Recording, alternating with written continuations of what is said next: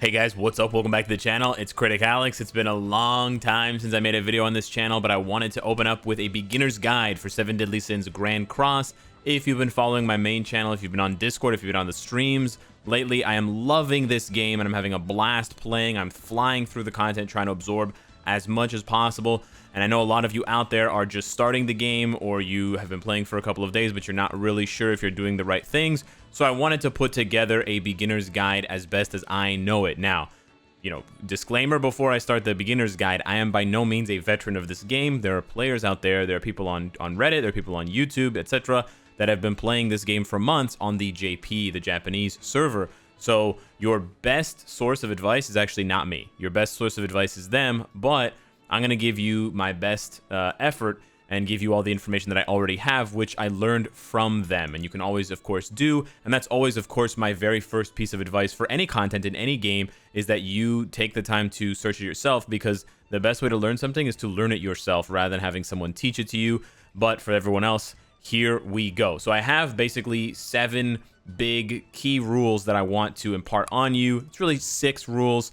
The second one is not that important, or it's important, but it's not that big. But the first one involves, first of all, identifying when you're playing this game, 7 Deadly Sins Grand Cross, identify first when you start playing if you want to play as a more casual or more for fun player, or if you want to play as a hardcore player, because that is going to influence whether you re-roll aggressively or not. Because 7 Deadly Sins is a gacha game, a game where you get some units for free, but most other units, especially super rare units, especially units when they are new, units being characters like Merlin, when they are new, they will be in a gambling sort of draw lottery system.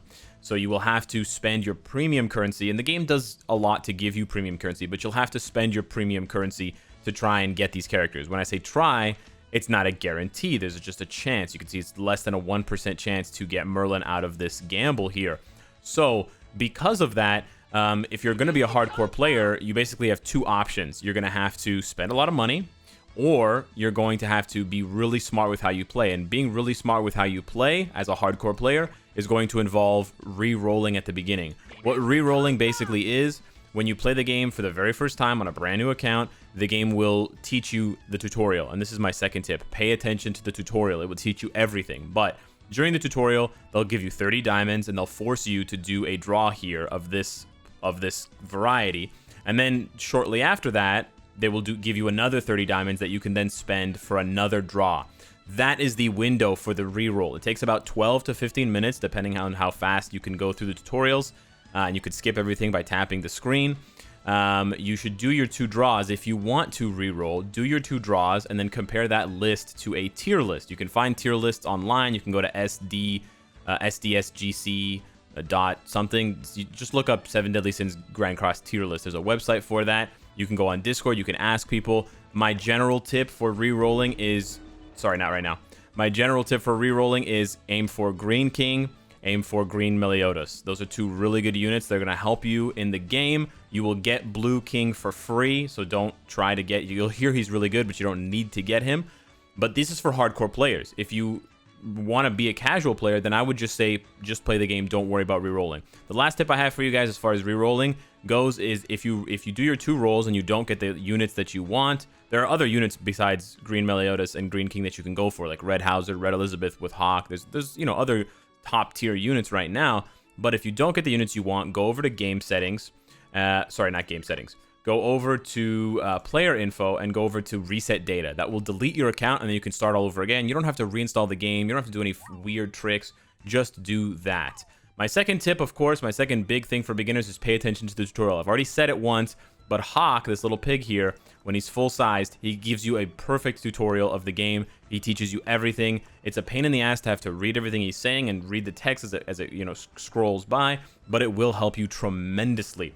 The third tip that I have for you as a beginner's guide is to manage your time. This game runs on multiple different timers for types of energy. So they want you playing all the time, and it may make you anxious to play or have anxiety when you're not playing, because you're worried if one of your energies is full and you're not being efficient. So you have your regular energy up here, your regular boot stamina that you use for most of the content in the game. You get 1 recharged every level, I believe, or every other level. and it recharges 1 every 2 minutes. So you're not going to be able to help it unless you're farming overnight with an autoplay feature that we'll talk about later. You're going to end up capping this. So don't worry too much about that, but keep in mind 2 minutes is a very short timer. You know, in 10 minutes, it fills up 5 energy, which is often enough to play a mission. On top of that, you have three other types of energy.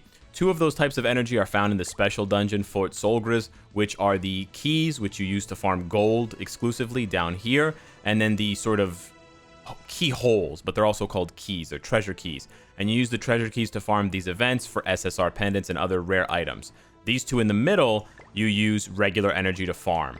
So you also have to keep in mind, this is an 8-hour timer, this is a 2-hour timer. So you got to see, you got a 2-minute timer, a 2-hour timer, and an 8-hour timer, right?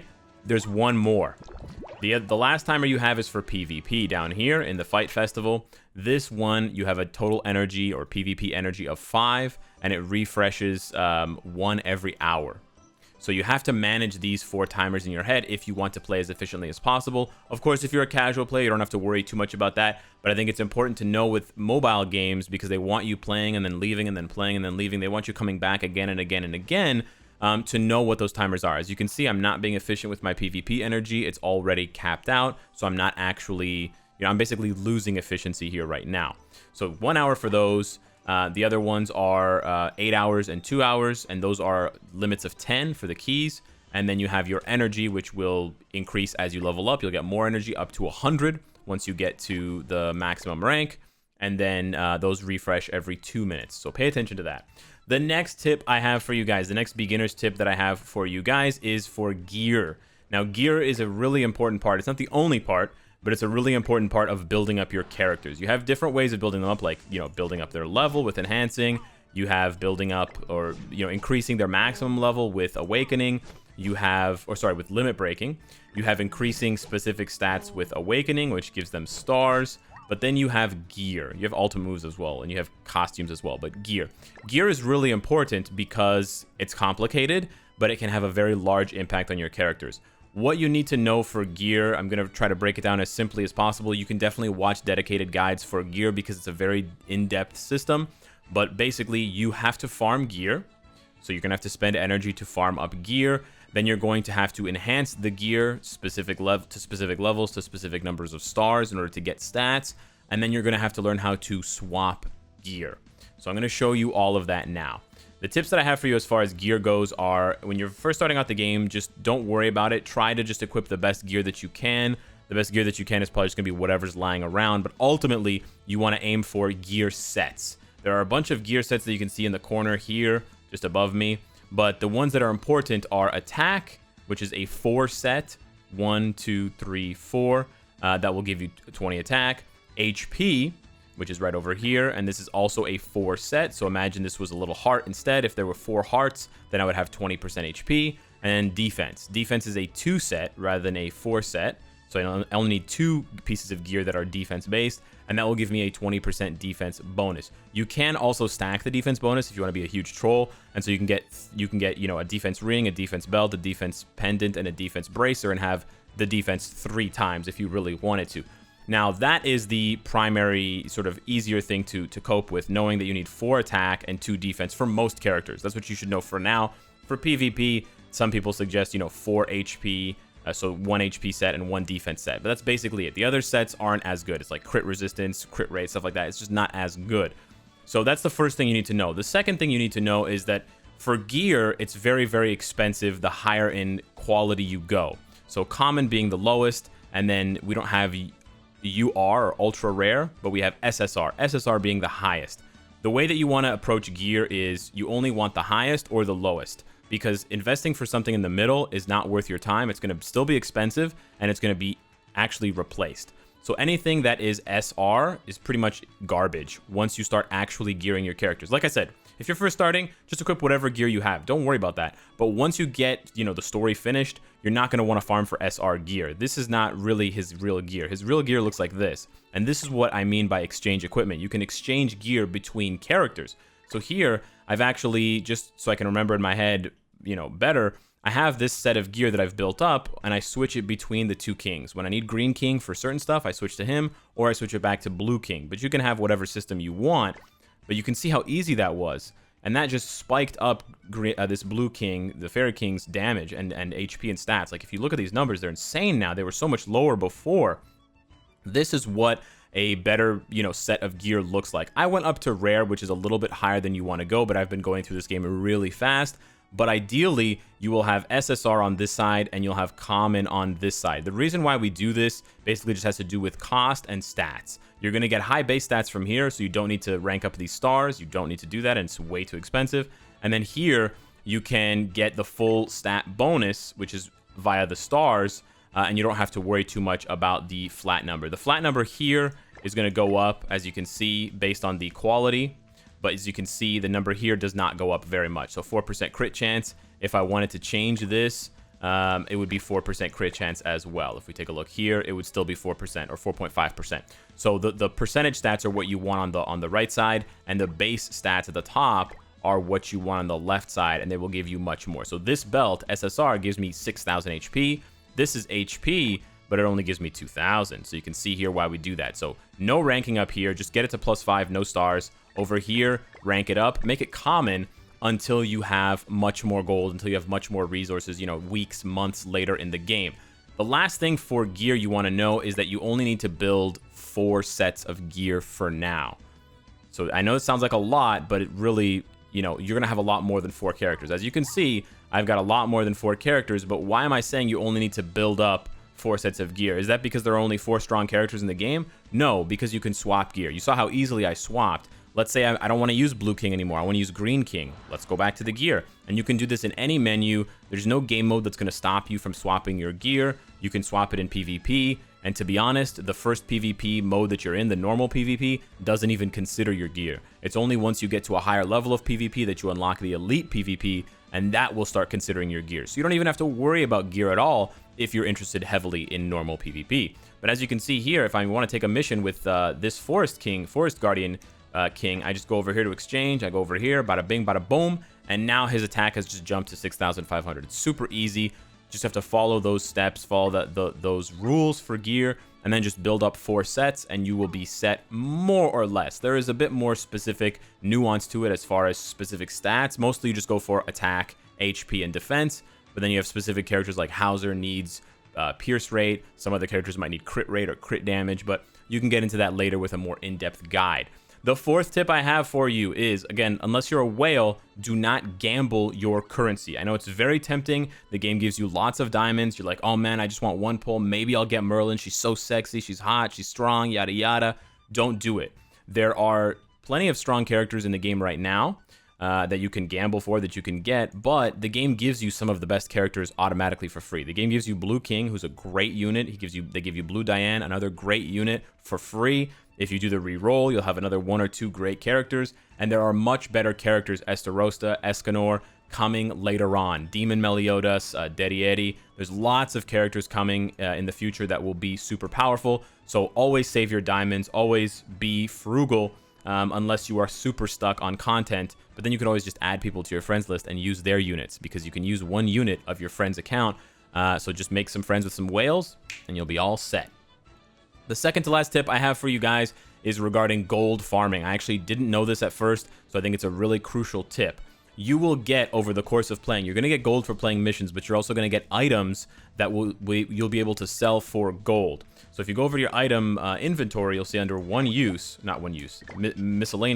you have these, and they come in different varieties. Of course, you have super, super rare, rare, and then common and uncommon, yada, yada. These are just treasure chests that you just sell for gold. They don't have any value, they look pretty, but you just sell them for gold. And they have a set gold cost. But you can massively amplify that gold cost and make much more money, make much more gold in game, which is very valuable, by using Veronica. So basically, the way to use Veronica, you have to be in your tavern. There may be some requirements to using Veronica. I'm not sure what they are, so if someone in the comments below could let me know. Maybe you have to complete a certain story mission to unlock Veronica, but essentially when you're in the tavern, you walk over here, and this looks like nothing, but it actually is something.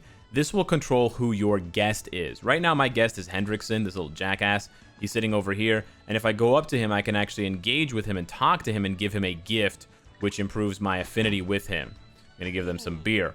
I don't want Hendrickson. Hendrickson doesn't do anything for me. If we go over here and we click this, we can see Hendrickson is here now. Marmus is coming next. I don't care about Marmus. So you go over to invite Veronica. You can do it now. If I do it now, I'll have Veronica for 2 hours.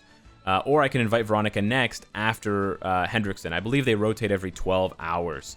And you can do that for free. And then if you have to do it again in the same day, you get 1 free invite per day. If you have to do it again in the same day, you're going to have to start paying diamonds. So be careful and only invite Veronica when you're ready. After you invite Veronica, you will have to give her a honey... It's like a honey apple cake or something like that, which you can easily buy the ingredients for in one of the towns, and then you can cook it.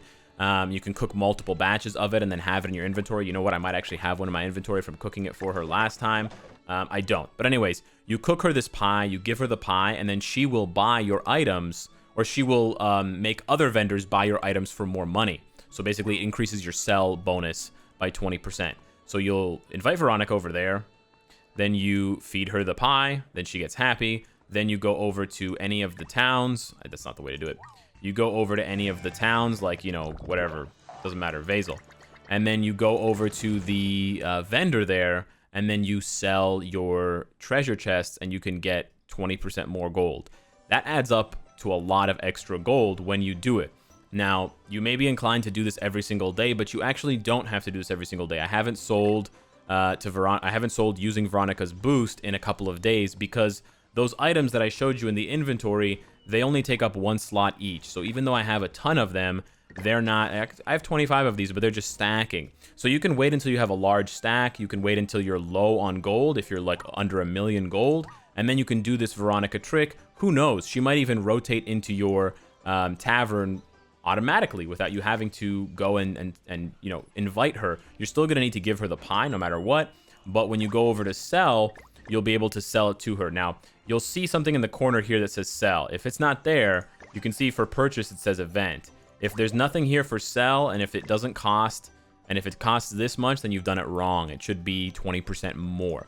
So that's a really important tip for you. You need to farm lots of gold because you need gold for everything. You need gold for ranking characters up in terms of their level, limit breaking, awakening, the gear, like everything requires gold in this game.